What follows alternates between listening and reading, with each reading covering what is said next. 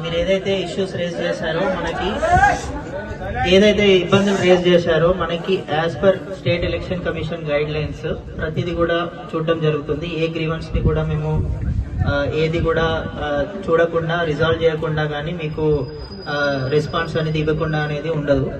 So మీరు ఏదైతే request చేశారో మనకి ఇప్పుడు రెండు విధాలుగా రిక్వెస్ట్ ఉంటాయి. ఒకటి ఏంటంటే మీరు ఒక వార్డ్ లో పడ్డ మనిషి అక్కడ కాకుండా వేరే వార్డ్ లో ఉండాలి అనేది మనకి మెజారిటీగా కంప్లైంట్స్ వస్తున్నాయి. అట్లాంటి కంప్లైంట్స్ కి ఇప్పుడు కూడా మనకి టైం ఉంది.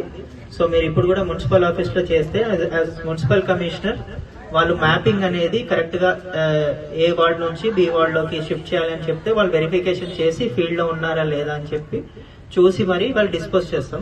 ఆల్రెడీ ఈ ప్రక్రియ అనేది జరుగుతుంది, ఇంకా టైం ఉంది కాబట్టి అట్లాంటివి కూడా మీకు ఏమైనా ఇంకా కంప్లైంట్స్ ఉంటే మనకు ఆల్రెడీ చాలా ఆల్మోస్ట్ 1000 కంటే ఎక్కువ అట్లా కంప్లైంట్స్ వచ్చాయి.